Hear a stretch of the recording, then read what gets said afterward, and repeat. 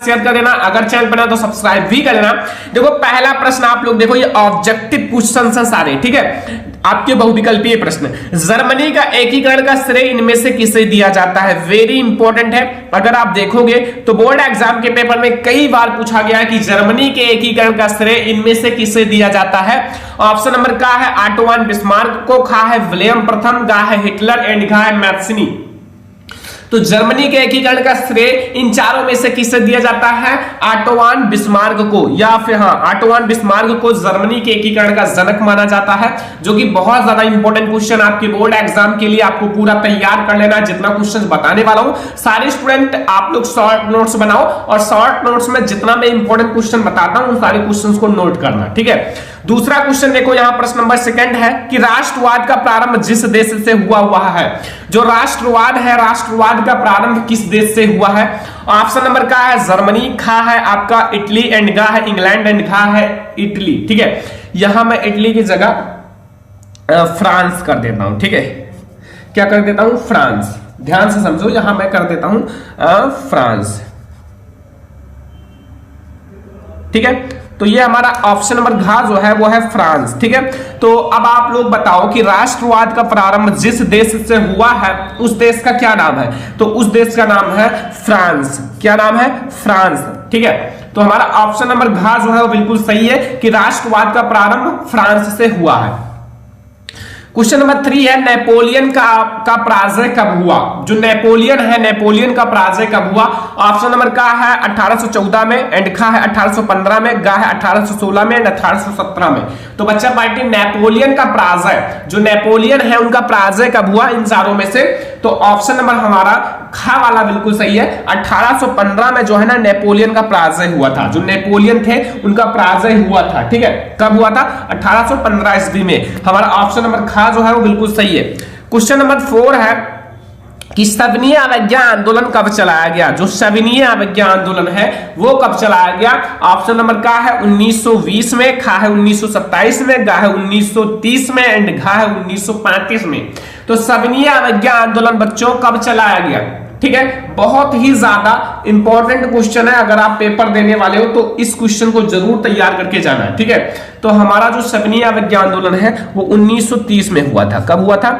1930 में चलाया गया था सविनय अवज्ञा आंदोलन। ये हमारा है क्वेश्चन नंबर 4। अब हम लोग देखेंगे क्वेश्चन नंबर 5। क्वेश्चन नंबर 5 में आप लोग समझो, लिखा हुआ है महात्मा गांधी दक्षिण अफ्रीका से वापस कब लौटे? महात्मा गांधी जी दक्षिण अफ्रीका से वापस कब लौटे? आपको इसका सही आंसर बताना है। ऑप्शन नंबर का है 1914 में, खा है 1915 में, घा है 1918 में एंड घा है 1919 में। तो महात्मा गांधी जी दक्षिण अफ्रीका से वापस कब लौटे? बहुत ज्यादा इंपॉर्टेंट क्वेश्चन है बोर्ड एग्जाम के लिए। तो महात्मा गांधी जी दक्षिण अफ्रीका से 1915 में लौटे थे। कब लौटे थे? 1915 में महात्मा गांधी जी दक्षिण अफ्रीका से वापस आए थे, ठीक है।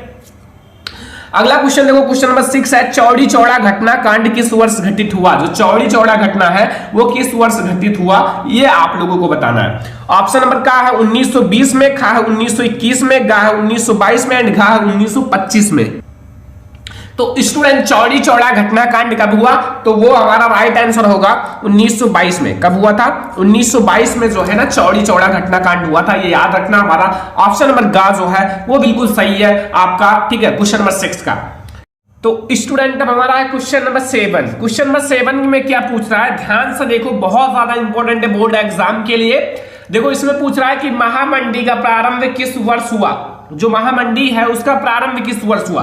देखो महामंडी आपके बोर्ड एग्जाम के बहुत ज्यादा इंपॉर्टेंट है। महामंडी का कारण भी आपके बोर्ड एग्जाम में पूछा जाता है, मतलब बोर्ड एग्जाम के लिए मोस्ट इंपॉर्टेंट है। ऑप्शन नंबर का है 1919 में, खा है 1924 में, गा है 1929 में एंड घा है 1934 में। तो महामंडी का प्रारंभ किस वर्ष हुआ?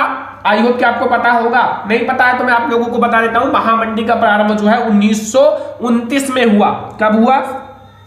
1929 में महामंडी का प्रारंभ हुआ था। ये हमारा है क्वेश्चन नंबर 7। अब हमारा है क्वेश्चन नंबर 8। क्वेश्चन नंबर 8 में पूछ रहा है कि संयुक्त राष्ट्र संघ का मुख्यालय कहां पर स्थित है? संयुक्त राष्ट्र संघ का मुख्यालय कहां पर स्थित है स्टूडेंट? ऑप्शन नंबर का है वाशिंगटन, का है जिनेवा, गा है न्यूयॉर्क एंड गा है ऑस्ट्रिया। तो संयुक्त राष्ट्र संघ का मुख्यालय कहां पर स्थित है? सभी स्टूडेंट को नहीं पता होगा क्योंकि बहुत ज्यादा इंपॉर्टेंट क्वेश्चन है। तो ये हमारा न्यूयॉर्क में स्थित है। कहां है? न्यूयॉर्क में। तो संयुक्त राष्ट्र संघ का मुख्यालय हमारा न्यूयॉर्क में स्थित है, याद रखना। क्वेश्चन नंबर 9 देखो कि प्रथम विश्व युद्ध का प्रारंभ कब हुआ था? जो प्रथम विश्व युद्ध है, प्रथम विश्व युद्ध का प्रारंभ कब हुआ था? ऑप्शन नंबर का है 1914 में, का है 1919 में, का है 1939 में, का है 1942 में। तो प्रथम विश्व युद्ध का प्रारंभ कब हुआ था? 1914 में। ठीक है, याद रखना, बहुत ज्यादा इंपॉर्टेंट क्वेश्चन है। तो ये हमारा क्वेश्चन नंबर 9। चलो हम लोग देखते हैं क्वेश्चन नंबर 10। तो स्टूडेंट क्वेश्चन नंबर 10 है कि पंजाब में भूमि निम्नीकरण का मुख्य कारण क्या था? या पंजाब है, जो पंजाब है उसमें भूमि निम्नीकरण का मुख्य कारण क्या है? ऑप्शन नंबर का है गहन खेती, खा है वनोन्मूलन, गा है अधिक सिंचाई, एंड गा है अति पशुचारण। तो पंजाब में भूमि निम्नीकरण का मुख्य कारण क्या है? वो है अधिक सिंचाई। क्या है स्टूडेंट? अधिक सिंचाई। पंजाब में जो भूमि निम्नीकरण का मुख्य कारण है वो है अधिक सिंचाई। याद रखना, बहुत ज्यादा इंपॉर्टेंट है। यह है क्वेश्चन नंबर 10। अब हम लोग देखेंगे क्वेश्चन नंबर 11। क्वेश्चन नंबर 11 है कपास की खेती के लिए कौन सी मृदा उपयुक्त है? जो कपास की खेती जिसमें की जाती है उसके लिए कौन सी मृदा सबसे अच्छी होती है? सबसे अच्छी। ठीक है, ऑप्शन नंबर का है काली मृदा, खा है लाल मृदा, गा है जलोढ़ मृदा, एंड घा है लेटराइट मृदा। तो कपास की खेती के लिए कौन सी मृदा सबसे अच्छी होती है? कपास की खेती के लिए सभी स्टूडेंट को पता होगा, बहुत ही ज्यादा इंपॉर्टेंट क्वेश्चन है ये। ठीक है, तो कपास की खेती के लिए हमारी काली मृदा जो है ना वो सबसे अच्छा माना जाता है। कौन सी मृदा?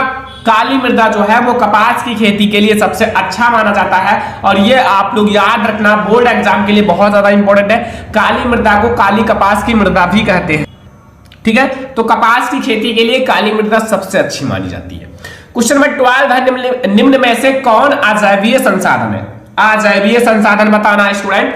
ऑप्शन नंबर का है चट्टाने, खा है पशु, एंड गा है पौधे, एंड घा है मछलियां। तो अजैवीय जिसमें जीव ना होते हैं, ठीक है, जिसमें जीवन यापन नहीं होता, जिनकी प्राप्ति जीव मंडल से नहीं होती, वो निर्जीव होते हैं। ठीक है, तो इन चारों में से निर्जीव क्या है?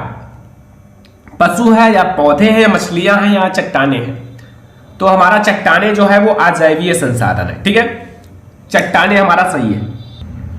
तो क्वेश्चन नंबर 12 का हमारा का वाला ऑप्शन बिल्कुल सही है, चट्टाने। ठीक है, अगला क्वेश्चन देखो, क्वेश्चन नंबर 13 है कि चिपको आंदोलन संबंधित है। चिपको आंदोलन का नाम आप लोगों ने सुना होगा, बहुत ही ज्यादा इंपॉर्टेंट है बोर्ड एग्जाम के लिए। ठीक है, चिपको आंदोलन। ऑप्शन नंबर का है मृदा संरक्षण, खा है वन संरक्षण, गा है जल संरक्षण, एंड घा है वायु संरक्षण। तो चिपको आंदोलन जो है स्टूडेंट वो किससे संबंधित है? सभी स्टूडेंट को पता होगा चिपको आंदोलन। देखो चिपको आंदोलन में क्या था, मैं आपको छोटा सा समझाता हूं। जैसे ये एक पेड़ है, ठीक है, पेड़ है। अब इस पेड़ को काटने से रोकने के लिए पहले की जनता जो थी, कुछ महिलाएं थी, वो मतलब पेड़ से चिपक गई, ताकि अगर आपको ये पेड़ काटना है तो पहले मुझे काटो। देखो कितना ज्यादा पेड़ के बचाव के लिए खुद की प्राण भी त्याग देते। आजकल क्या है, आजकल तो चाहे कटे और चाहे गिरे कोई असर नहीं पड़ता है, लेकिन पहले इन चीजों पर ध्यान दिया जाता था। तो इसलिए चिपको आंदोलन हमारा वन संरक्षण से संबंधित है, पेड़ पौधों से संबंधित है। आसान तरीके से समझ में आ गया होगा। अब आप कभी नहीं भूलोगे कि चिपको आंदोलन किससे संबंधित है। क्वेश्चन नंबर 14 देखो, सुंदरवन राष्ट्रीय पार्क किस राज्य में स्थित है? जो सुंदरवन राष्ट्रीय पार्क है वो किस राज्य में स्थित है, आपको यह बताना है। तो ऑप्शन नंबर का है असम में, खा है उड़ीसा में, गा है पश्चिम बंगाल में, एंड घा है मध्य प्रदेश में। तो सुंदरवन राष्ट्रीय पार्क किस राज्य में स्थित है? तो सभी स्टूडेंट को पता होगा कि सुंदरवन राष्ट्रीय पार्क जो है वो पश्चिम बंगाल में स्थित है। कहां स्थित है? पश्चिम बंगाल में। ऑप्शन नंबर गा जो है वो बिल्कुल सही है। और ये सारे क्वेश्चंस आप कंप्लीट कर लो, बोर्ड एग्जाम में आएंगे ही आएंगे, आपको पूरा कंप्लीट करके ही बोर्ड एग्जाम में पेपर देने जाना है ये सारा क्वेश्चन। ठीक है,